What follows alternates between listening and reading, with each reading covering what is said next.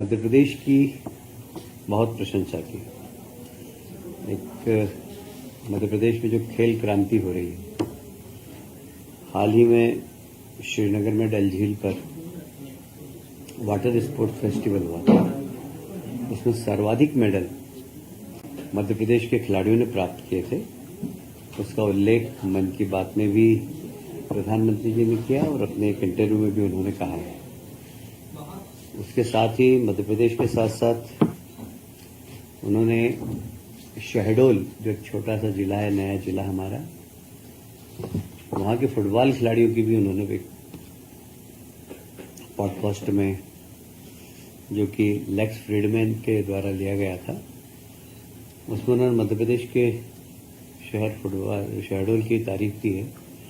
और उस पॉडकास्ट को देखा जर्मन के एक खिलाड़ी, फुटबॉल कोच डिडमार बायर्सडाफर्स ने।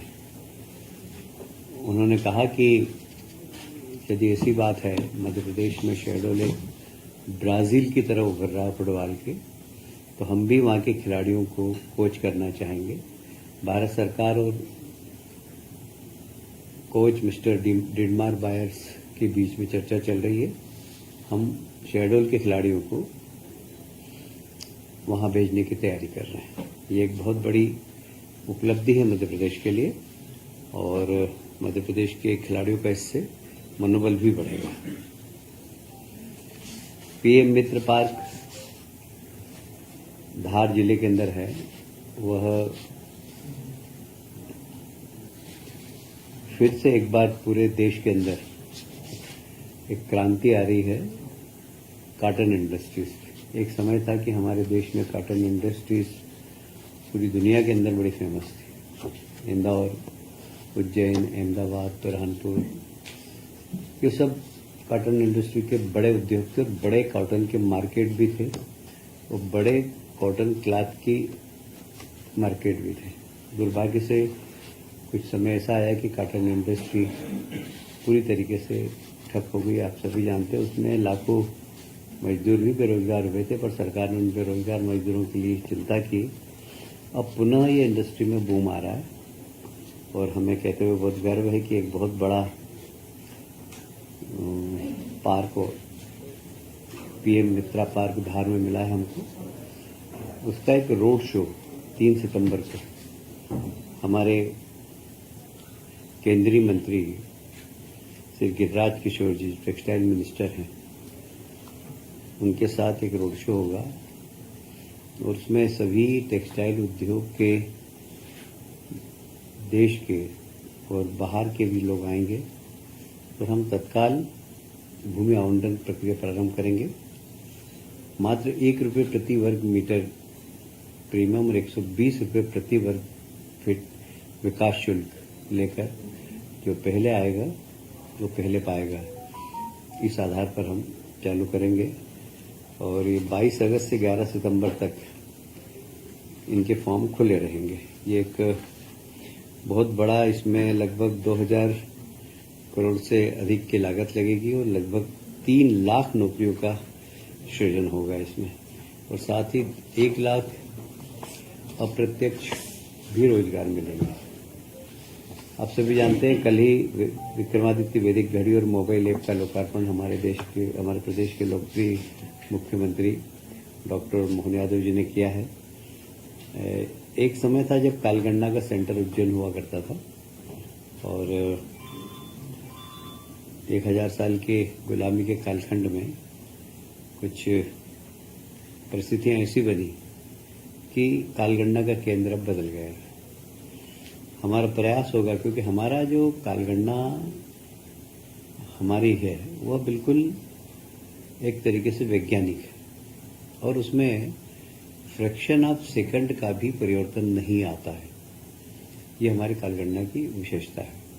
तो उसका कारण है कि हमारे यहाँ सूर्य और 9 ग्रह जितने भी हैं उनके संचालन के हिसाब से कालगणना होती है और वो उसकी एक्यूरेसी बहुत जबरदस्त है। तो अब हम वापस फिर से विक्रमादित्य की वैदिक घड़ी को पहले हम अपने देश में उसको लाएंगे। उसका मोबाइल ऐप भी बन गया, आप लोग भी उस ऐप को डाउन कर सकते हैं। और वर्तमान समय को और वैदिक समय के बीच में आप अंतर भी महसूस कर सकेंगे। उसमें हमारा पुराना कैलेंडर, पुराने वार, पुराने उपास, ये सब रहेंगे। तो एक बहुत बड़ा एक तरीके से इसमें रिसर्च हुआ है और एक बहुत बड़ी सौगात हम देश और दुनिया को देने जा रहे हैं।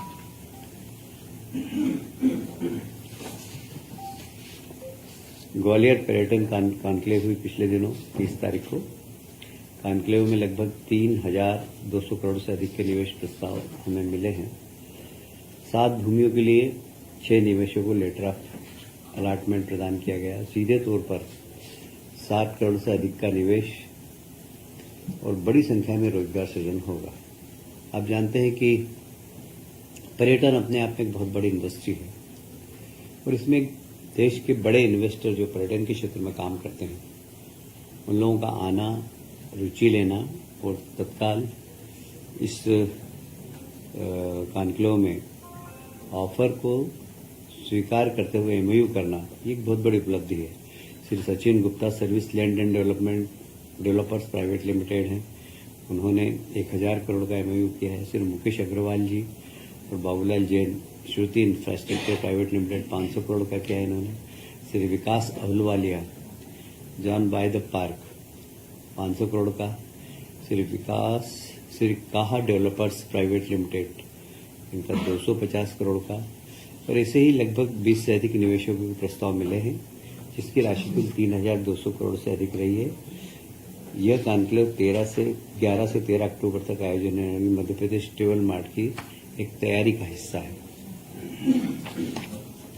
आप सभी जानते हैं कि प्रधानमंत्री जी का एक सपना है कि हर घर के अंदर शुद्ध जल पहुंचे, नल जल योजना।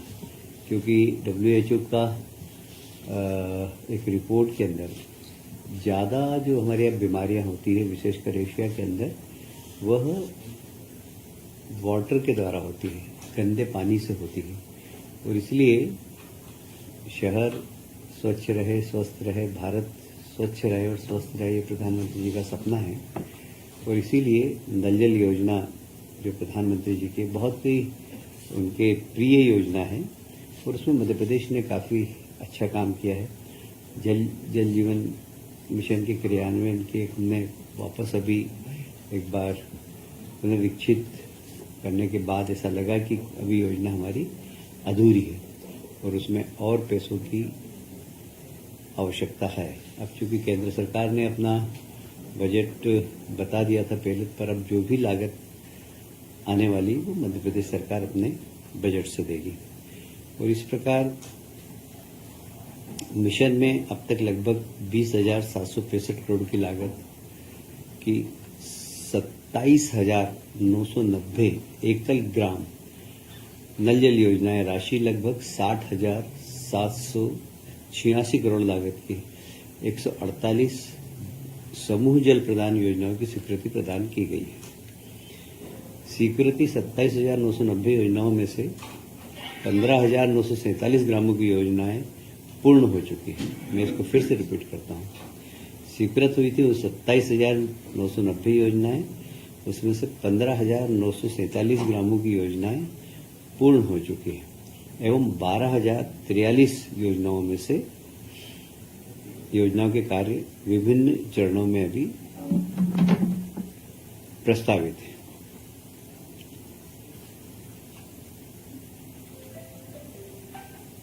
विभिन्न कारणों में अभी तक कुल 8,358 योजनाओं के फिर से पुनरीक्षण की आवश्यकता हुई। यदि पुनरीक्षण की कार्रवाई नहीं की जाती तो 7 लाख ग्रामीण परिवार क्रियाशील घरेलू नल कनेक्शन से वंचित रह जाते।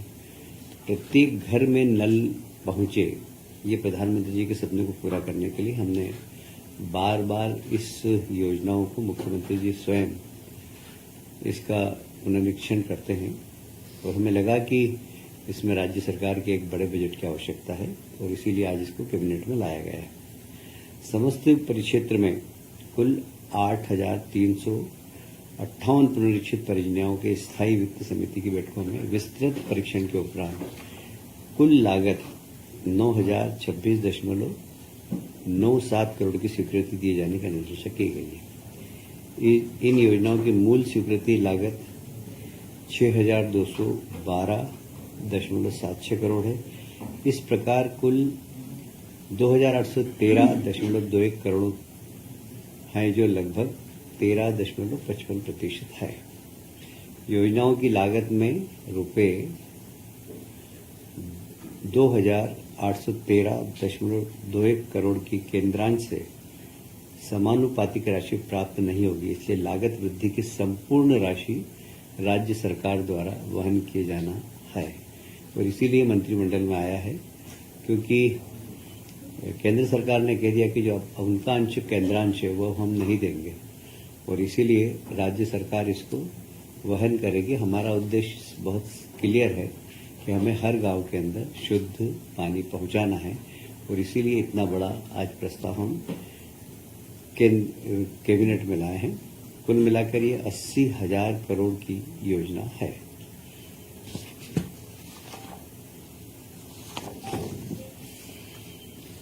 उज्जैन शहर के अंदर हरी फाटक एक है, वहां पर आरओबी बनना है। 4 लेन 980 मीटर लंबाई है इसकी, और अभी वहां पर हालांकि ब्रिज है पर 2 लेन का है। और जिस प्रकार सिंहस्थ आ रहा है, और संख्या के बारे में अभी कोई भी अनुमान नहीं है, पर हम अपनी तैयारी उस पर कर रहे हैं कि हमेशा जितने आती है उससे 3 गुना भी अगर जनता आए तो हम कम से कम उनके सुविधापूर्वक आके स्नान कर सके, ये हमारी तैयारी है। वहाँ पर चूंकि 4 लेन ब्रिज के दोनों साइड बन गई है, और ब्रिज 2 लेन का ही है, इसलिए हमेशा ब्रिज पे जाम भी लग जाता है, इसलिए 4 लेन वहाँ पर बहुत आवश्यक है। तो एक 4 लेन ब्रिज बनने वाला है। इसकी लागत लगभग 371 करोड़ की है, प्रशासकीय स्वीकृति। आज इसको कैबिनेट ने मंजूरी दे दी है, फाइनेंस की भी मंजूरी आ चुकी है, और हमारे विभाग ने भी इसमें मंजूरी दे दी थी। एक और लोक निर्माण विभाग का बड़ा महत्वपूर्ण प्रस्ताव है, ये भी इंदौर उज्जैन ग्रीनफील्ड रोड। इसमें 4 लेन रोड है, साथ में पेवर शोल्डर है, और साथ में सर्विस लेन भी है। तो यह पहले विभाग बनाने वाला था इस रोड को, पर चूंकि वहाँ के ग्रामीण क्षेत्रों के लोगों की मांग थी कि यहाँ सर्विस लेन भी बनाई जाए, तो इसकी लागत बढ़ रही थी, इसलिए इसको हाइब्रिड एन्युटी मॉडल, जिसमें बीओटी भी होता है और ईपीसी भी होता है, तो ईपीसी और बीओटी दोनों मिलाकर इसको हाइब्रिड एन्युटी मॉडल कहते हैं, एन्युटी मॉडल कहते हैं इसको। और इसकी लागत लगभग अब हो गई है 2,935.15 करोड़। इसमें अंडरपास भी हैं, फ्लाईओवर भी हैं, छोटे छोटे मध्यम श्रेणी के पुल भी हैं, जंक्शन भी हैं। इन सबको ध्यान में रखते हुए लागत थोड़ी सी बड़ी है। इस मार्ग को हम कोशिश कर रहे हैं कि हम 17 महीने में पूरा कर दें, और इसके संसाधन और कंसेशन की जो समय सीमा है वो लगभग 17 वर्ष होगी। इसमें भी वित्त विभाग की सहमति आ गई है, और ये महत्वपूर्ण रोड है, क्योंकि ऑलरेडी इंदौर उज्जैन रोड है पहले से, उसको 4 लेन से 6 लेन हमने किया है। ये एक एक्स्ट्रा रोड बनाई जा रही है। इसी प्रकार इसी एन्युटी मॉडल से नर्मदापुरम टिमरनी मार्ग, ये 2 लेन बन रही है, और मय पेवर शोल्डर, ये भी हाइब्रिड एन्युटी मॉडल, जैसे मैंने बताया आपको 72 किलोमीटर की परियोजना है ये, और लगभग इसकी लागत भी 972.16 करोड़ की होगी। इसमें भी 2 अंडरपास है, 4 बड़े पुल हैं, 37 मध्यम श्रेणी के पुल हैं, कुछ जंक्शन है 14 और बीच में क्रॉसिंग भी है। इन सब को मिलाकर एक अच्छी रोड बने और इसका भी मार्ग निर्माण कंसेशन अवधि 17 वर्ष रहेगी। यह भी एक बहुत अच्छी रोड बनने वाली है। आज के विषय मेरे समाप्त होते हैं। इन विषयों से संबंधित कोई आपके पास प्रश्न हो तो पूछ सकते हैं।